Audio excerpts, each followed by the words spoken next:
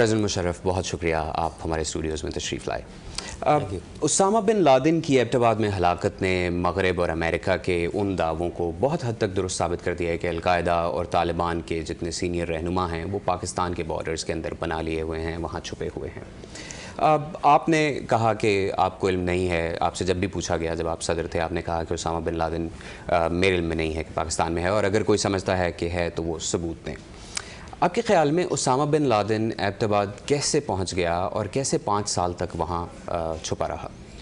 دیکھیں، آپ نے پہلے جو کہا کہ القاعدہ اور طالبان کے لوگ پاکستان میں پناہ لیے ہوئے ہیں وغیرہ، القاعدہ کے جو لیڈرشپ دو اسامہ بن لادن یا ظواہری کو چھوڑ کے نمبر 3 سے 50 تک جو لوگ پکڑے گئے ہیں وہ کس نے پکڑے ہیں؟ وہ پاکستان میں ہم نے پکڑے ہیں۔ جو آپ کے یہ یہاں گوانٹانامو میں اگر ہیں القاعدہ کے، وہ زیادہ تر ہم لوگوں نے پکڑے ہیں۔ تو یہ ایک ہمارے اوپر ایکیوزیشن دینا کہ پاکستان میں چھپے وغیرہ ہیں، ان کے اگینسٹ ہم نے ایکشنز لیے ہیں۔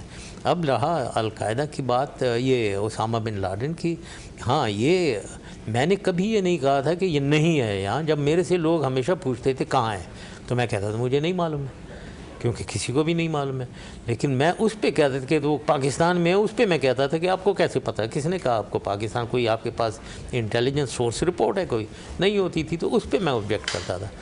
اب یہ ملا ہے ایبٹ آباد میں، اب ان پرانی باتوں کو تو چھوڑیں، یہ بہت زیادہ ڈیمیجنگ ہے سرٹنلی، بالکل یہ ایکسیپٹ کرنا پڑے گا کہ یہ اب ڈاؤٹ اس میں یہ ہے کہ یہاں کیا پاکستانی انٹیلیجنس یا آرمی ملوث تھی اس میں، یا ایک غلطی ہوئی ہے، ایک اوور سائٹ ہوئی ہے، ایک لیپس ہوئی ہے، ایک نیگلیجنس ہے بہت سیریس لیول کی، بہت ہی سیریس۔ پرسیپشن اس کی یہ ہے کہ ملوث تھی اصل میں آرمی یا ISI، لیکن میری نظر میں پوری میری جتنی بھی میری سوچ ہے بالکل ملوث نہیں تھی۔ یہ ایک نیگلیجنس کا ایشو ہے، یہ ایک بہت کوتاہی ہوئی ہے بہت سیریس لیول کی، اور پاکستان کو پروو کرنا پڑے گا پوری کوشش کر کے کہ یہ کوتاہی ہے، یہ ایک ملوث پاکستان نہیں تھا۔ اگر آپ کے دور میں یہ پتہ چل جاتا کہ اسامہ بن لادن پاکستان میں روپوش ہے تو آپ کیا کرتے؟ ایکشن لیتے، ظاہر ہے۔ ہمارے زمانے میں جتنے بھی یہ، جیسے میں نے کہا کہ 3 سے جتنے بھی ہم لوگوں نے پکڑے ہیں، ویدر خالد شیخ محمد ہے یا ابو زبیدہ ہے یا ابو فرج اللیبی ہے، ان کو کس نے پکڑا؟ ہم نے پکڑا تھا۔ انٹیلیجنس ہم شیئر کرتے تھے، انٹیلیجنس شیئرنگ ہوتی تھی پاکستانی ISI CIA کی، اور ٹارگٹ کو ہم یہ ان لوگوں کو لوکیٹ کر لیا کرتے تھے۔ ایکشن ہمیشہ پاکستان کرتا تھا، ہماری فورسز یوز ہوتی تھی، ہم کرتے تھے، تو اس پہ بھی ہم ایکشن لیتے اسی طریقے سے۔ آپ نے انٹیلیجنس شیئرنگ کی بات کی سر، اور CIA اور ISI کے جو تعلقات ہیں ان کی بات کی۔ ریمنڈ ڈیوس کے واقعے کے بعد اور اسامہ بن لادن کی ہلاکت کے واقعے کے بعد ISI اور CIA کے درمیان تعلقات تقریباً ختم ہو گئے تھے، لیکن اب ایک حالیہ میٹنگ میں واشنگٹن پوسٹ نے یہ کوٹ کیا ہے کہ لیفٹیننٹ جنرل شجاع پاشا اور CIA کے ڈائریکٹر جنرل مائیکل مورل کی ملاقات میں پاکستان 87 CIA کے اہلکاروں کو ویزا دینے کے لیے رضامند ہو گیا ہے۔ آپ کے خیال میں آج جس طرح کی کوآپریشن CIA اور ISI کے درمیان ہے، یہ کس حد تک اہم ہے جو مشترکہ گول ہے اس کو حاصل کرنے کے لیے؟ بہت زیادہ اہم ہے۔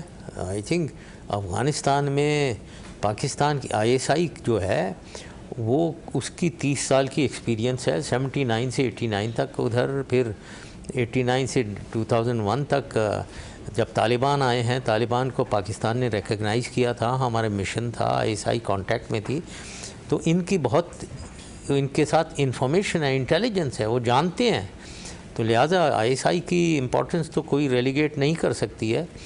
تو پاکستان ISI اور CIA کی کوآپریشن بہت ایسینشل ہے اگر ہم نے وار آن ٹیرر کامیابی سے لڑنی ہے۔ اور پاکستان اور امریکہ کے تعلقات کی اگر بات کریں سر، تو حالیہ تاریخ کی کمزور ترین سطح پر ہیں اس وقت یہ تعلقات، اور یہ بات ڈھکی چھپی بھی نہیں ہے۔ اسامہ بن لادن کی پاکستان میں موجودگی اور ہلاکت کے سوال کو اگر ہم ایک طرف رکھتے ہیں اور یہ دیکھیں کہ جو سوالات اس وقت پاکستان کے رول پر اٹھائے جا رہے ہیں، پاکستان کی کوششوں پر اٹھائے جا رہے ہیں، وہی اس وقت بھی اٹھائے جاتے تھے جب آپ صدر تھے، آپ کے دور حکومت میں بھی اس طرح کے سوالات کیے جاتے تھے۔ آپ کے خیال میں اس تناؤ کو کم کرنے کے لیے کس چیز کی ضرورت ہے؟ نہیں، میرے زمانے میں تو کوئی ایسے نہیں ہوتے تھے، کوئی خاص، تھوڑی بہت تھی۔ جب میں نے خاص طور پہ جب میں نے یہ میری ایک تھیوری تھی کہ ہمیں پختونوں کو طالبان سے الگ کر دینا چاہیے. سارے طالبان پختون ہیں لیکن سارے پختون طالبان نہیں ہیں. تو یہ سب پختون کمیونٹی کو طالبان کی طرف دھکیلنا بہت غلط ہوگا. ہمیں پختونوں کو اپنی طرف لینا چاہیے اور ان کو کابل میں گورننس رول میں ڈالنا چاہیے.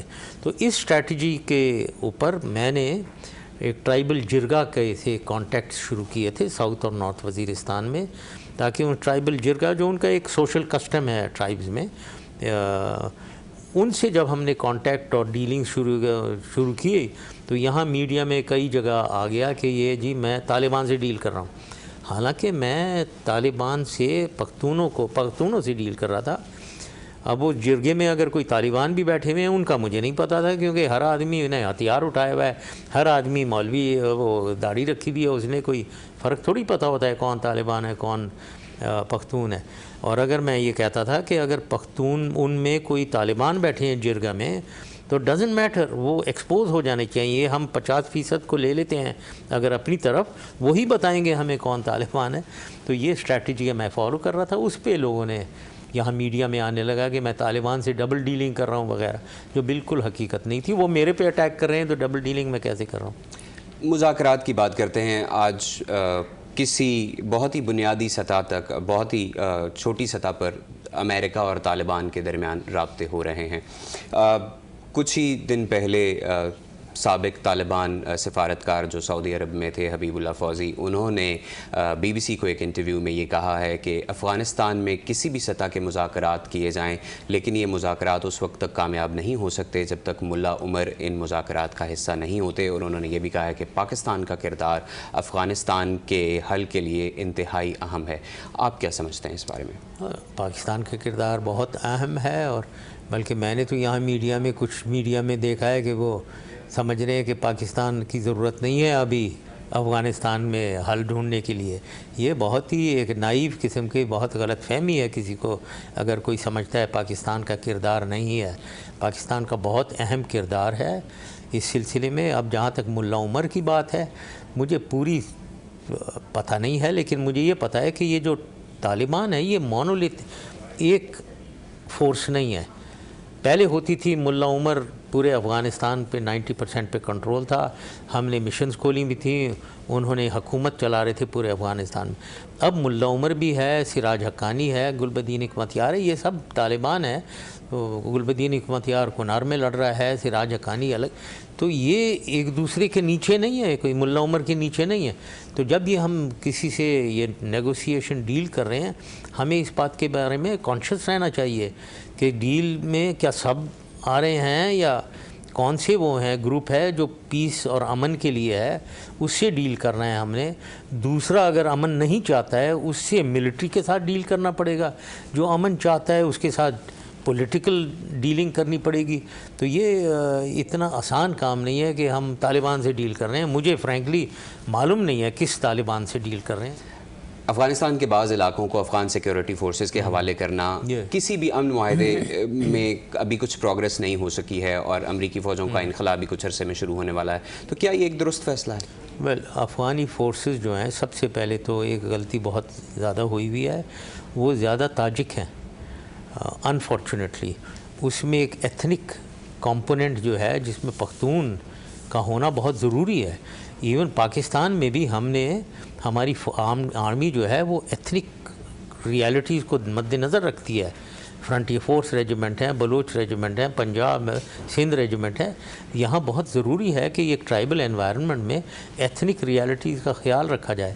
وہاں وہ فورس زیادہ تاجک فورس ہے, افغان نیشنل آرمی. اب اس کو یوز کرنا فار اس ایریاز میں جہاں پختون ہیں, یہ میرے خیال میں اتنی شاید کامیابی نہ ہو. اور ان کی لیول آف ٹریننگ دیکھنی پڑے گی, کیا یہ اتنی لیول آف ٹریننگ ہے کہ وہ مقابلہ کر سکیں القاعدہ اور طالبان کا. یہ سارا دیکھنا پڑے گا. پاکستان کی سیاسی صورتحال کی طرف آتے ہیں پریزیڈنٹ صاحب. پاکستان کی جو اپوزیشن جماعتیں ہیں وہ اب مطالبہ کر رہی ہیں کہ مڈ ٹرم انتخابات پاکستان میں ہونے چاہیے. آپ کے خیال میں کیا انتخابات وقت سے پہلے ہونے چاہیے یا مقررہ مدت پوری کرنی چاہیے اس اسمبلی کو؟ اب اتنا ٹائم مڈ ٹرم تو گزر کے اب تقریباً 3 سال سے زیادہ ہو گئے ہیں, فرینکلی اب تو 1.5 سال ٹوٹل رہ گیا ہے الیکشن میں، تو میرے خیال میں تو وہ 1.5 سال بعد ہی ہوں گے، لیکن اگر زیادہ سے زیادہ اس سے پہلے ہوئے تو اس سے کوئی میرے خیال میں 8-10 مہینے پہلے ہو سکتے ہیں، لیکن 2012 میں کوئی مئی جون میں، اپریل مئی جون میں ہو سکتے ہیں، کیونکہ سینٹ الیکشن ہیں مارچ میں، میرے خیال میں اس کے بعد ہی ہوں گے، تو یہ میری نظر میں یہ نارمل ٹرم پورا کر کے ہی الیکشنز ہوں گے۔ آپ کی پارٹی اب رجسٹرڈ پارٹی ہے پاکستان میں، الیکشن کمیشن نے آپ کی پارٹی کو رجسٹر کر لیا ہے، آپ جانے کا ارادہ بھی رکھتے ہیں، آپ نے کہا ہے کہ آپ 23 مارچ 2012 کو پاکستان جائیں گے۔ پاکستان کو آج جن مشکلات کا سامنا ہے، اگر آپ پاکستان کی قیادت کر رہے ہوتے، آپ پاکستان میں ہوتے، تو آپ ان مشکلات سے کیسے نمٹتے؟ ہاں بالکل، یہ سوال کا جواب ذرا لمبا ہوگا، میں لمبا جواب نہیں دینا چاہوں گا۔ سب سے پہلے تو سمجھ ہونی چاہیے مشکلات کی۔ ہمیں ہمارے ڈس فنکشنل گورنمنٹ ہے، تو پہلے تو گورننس بہتر کریں، ایک ایفیشینٹ، ایفیکٹو، آنیسٹ، ایماندار گورنمنٹ لائیں۔ دوسرا، اس کی اکانومی نیچے کی طرف جا رہی ہے، اکانومی کو بحال کریں، اس کو اپ سرچ پہ لائیں۔ تیسری بات یہ ہے کہ پولیٹیکل ٹرموائل ہے، وہ اس کا پولیٹیکلی آنسر ہے۔ اگلے الیکشن میں امید ہے کہ پولیٹیکل ریالٹیز، میں ہمیشہ کہتا ہوں یہ اسٹیٹس کو توڑیں، ایک نئی فورس آنی چاہیے پولیٹیکل سامنے، جس کے اوپر کوئی ٹرسٹ اور کانفیڈنس ہو عوام کی، اور انٹرنیشنلی بھی جس کو دیکھا جائے کہ یہ ٹھیک لوگ ہیں، ایمانداری سے، ایفیکٹو گورنمنٹ، یہ چاہیے ہمیں۔ اور لاسٹلی ہمیں ٹیررزم سے لڑنا ہے۔ ناؤ ٹیررزم کی نیوانسز ہیں، ایک ایکسٹریمزم ہماری سوسائٹی کے اندر ہے، پھر القاعدہ ہے، پھر طالبان ہے، پھر یہ مجاہدین ہیں کچھ جو کشمیر میں اورینٹیشن ان کا تھا، لیکن اب وہ ان طالبان میں بھی ہو گئے ہیں، اور پھر پاکستان میں بھی وہ دہشت گردی کرتے ہیں کچھ، تو ان سے بھی نمٹنا ہے۔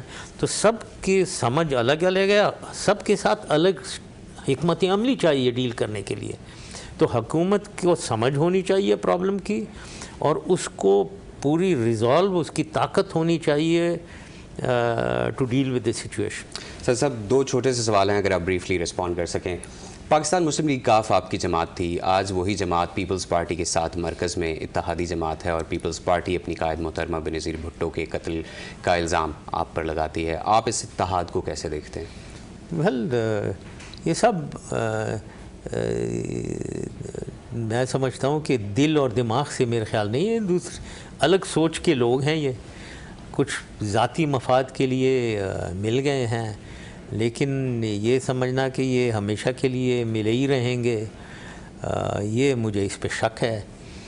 یہ کوئی بہت سے لوگ ملے ہوئے ہیں، لیکن میرے خیال میں دل بالکل ان کے ساتھ نہیں ہے، تو یہ ذاتی مفاد کی ایک نورہ کشتی کہنا چاہیے یا کیا کہیں اب اس کو پتہ نہیں ہے، لیکن میرے خیال میں یہ دیر پا ارینجمنٹ نہیں ہے۔